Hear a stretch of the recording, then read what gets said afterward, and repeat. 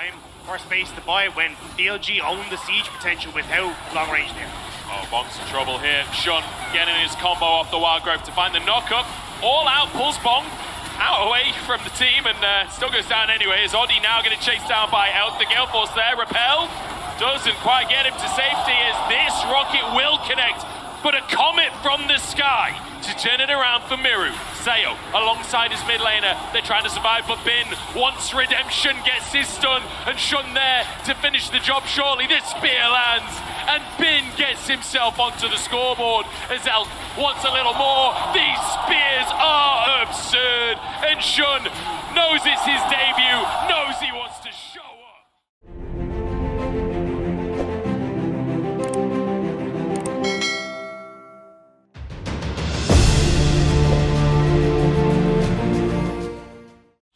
It feels like a lot of this is going to be a case of, can we land the cocoon for the Rakan to follow? Can we get the Rakan flank? Can we find a Ksante flank in that later portion of the game? It's just a case of trying to weather the storm in the early stages, because with the amount of lane priorities that BLG have, there's going to be a ton of pressure going everywhere in the map. I mean, we saw it in game number 1 with a pretty different draft. You still expect that same pressure from BLG. And I'm looking towards Yagao in that mid lane on Jayce as well. I feel like Jayce mid was a massive power pick in LPL. We saw it banned a ton. Yagao certainly a mechanically gifted mid laner that can make things happen on that pick. The pressure, the push that you can have against, I would say, most matchups, honestly, with Jayce. He's going to be able to get out onto the map just like we saw in game number 1, but this time he's got damage.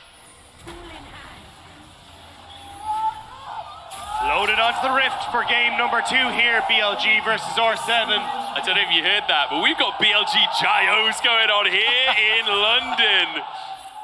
The focus of BLG's attention the entire way through, already getting a flash from this Aphelios and putting a lot of pressure to Oddie as well. You're saying, what has he done? But this is Xun's jungle. For anyone that's not watched Xun play League of Legends before, both jungles are his jungle. Oddie has no right to be here near Xun's second Gromp. And speaking of, Xun's actually going to go for the 1v1, but it ain't a 1v1! And Oddie says, no! That's my Gromp! He storms the castle and takes it back. Oddie getting the kill on the board for himself, and now even Yagao feeling a bit of hurt here. Can this keep on going? Mireu, good little trade. Can he look for more? Yagao walks and showing us what they are made of. Mireu has been a shining light for them in the mid lane all year long. Now doing it on the international stage as Oddie moves up to punish Bin for overstepping, forces the flash out, red buff in play as Bin tries to go for the all-in, but he's all out of plays on this one, and Oddie finds his second of the game. And the LLA is still alive in this one. R7 coming out swinging in this early game. Great play onto the top side. Oddie again getting the ball. I have more health. I have more revitalization here. I can go for these aggressive trades, come out on top because I have more of the tank. And now the bot lane. Sayo wants a bit of revenge for what's happened in the previous game, but he doesn't know that Xun's behind him. It's a great spear onto Lyonz.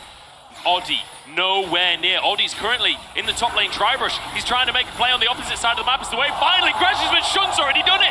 Who needs to dive when you can kill him before the minions even arrive? The polymorph denies everything as Elk grabs himself a kill. In the meantime, Bin goes down for the counterplay of R7. And that's the second time now Oddie's got up to that top side.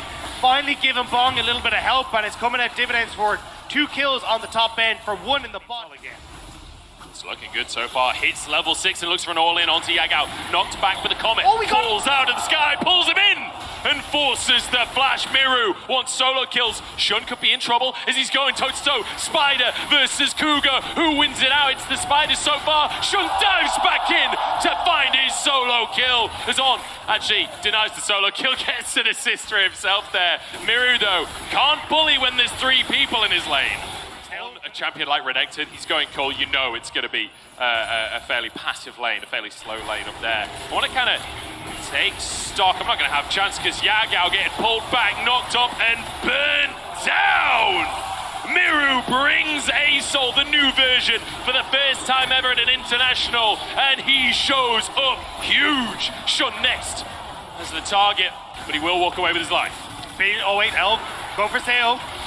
Now a dive at the bottom side, Sayo, he's got a bit of damage himself. Elk gets out of tower range only just, and it's just going to be more plates. It's more cyberbullying in the bottom lane. I mean, it was very take this game, and that's why he's trying to go for this if the jungler isn't there, if the bot lane isn't there, he could have got the kill, but just unfortunate enough that he's not quite able to do so. And now, R7 again pushed underneath their bot lane turret. No help is coming. This turret is going to belong to the world. All in though. They don't want any help. They want the 2v2 themselves. Red and white means let's fight. But unfortunately, it doesn't work out. Elk doesn't care what color your weapons are. His is pink. Red, white, and it's good night for the bot lane of R7. BLG managing to get the kill. And now actually looking towards the mid lane as well. Xun hovering around. Mireu, he's in trouble. Yeah, the spear lands. Yagao going in. Look at the burst from this combo from BLG. It doesn't matter how the early game went. Yagao back in the picture now with a serrated Dirk. Like feeding him as much minions as we can in the side lanes, which is why he's been left in the 1v1 versus Bin, but it's just not really giving them enough time or space to buy when BLG own the siege potential with how long range they are. Oh, Bong's in trouble here. Xun getting his combo off the wild growth to find the knock-up. All out, pulls Bong out away from the team and still goes down anyway. Is Oddie now getting chased down by Elk? The Gale Force there, repelled. Doesn't quite get him to safety as this rocket will connect. But a comet from the sky to turn it around for Mireu.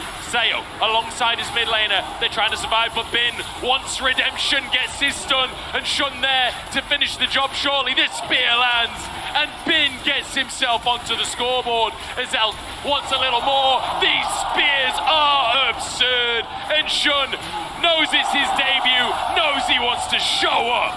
It's hunting season for Elk, and he's managed to catch himself a dragon. BLG now with Ripchild in tow, they want to end the game.